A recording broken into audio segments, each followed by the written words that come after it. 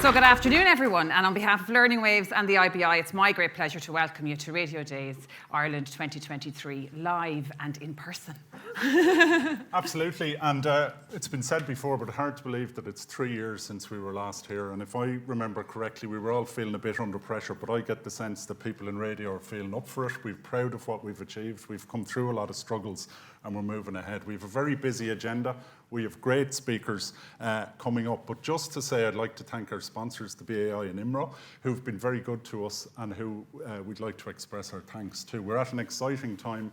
The BAI is transforming into Commission to Man. I'm delighted that our new commissioner is here, Celine Craig, who we know, and later we'll be talking more about the future.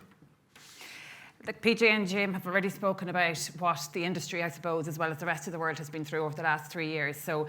But I think it's fair to say that the importance, relevance and impact of radio has never been clearer than over the last 3 years.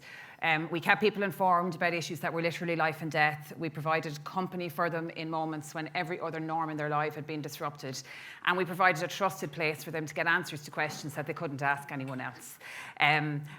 We broadcast shows from bedrooms all over the country, from hot presses, from garden sheds. Duvets and pillows became the high-tech soundproofing solution of the pandemic.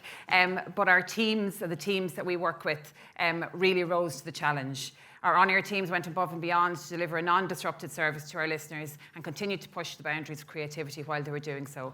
Colleagues from sales, marketing, finance, traffic, you name it, got involved to help keep the show on the road.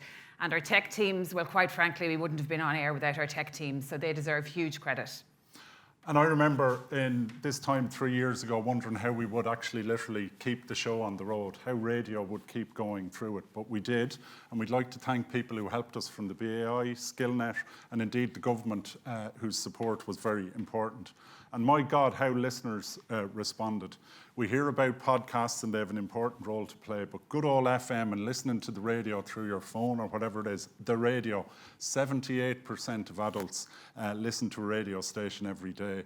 And trust in, as PJ was saying, in an age when, you know, WhatsApp groups are spreading the disinformation, the trust in radio is absolutely huge. And the amount of time that people spend listening to radio, we should be proud and we should take heart from the loyalty that our audiences have through us. Of course, there's huge challenges. There's many things coming down the line. How are the new schemes to support broadcasting going to work? How's news going to be funded? All of these are critical.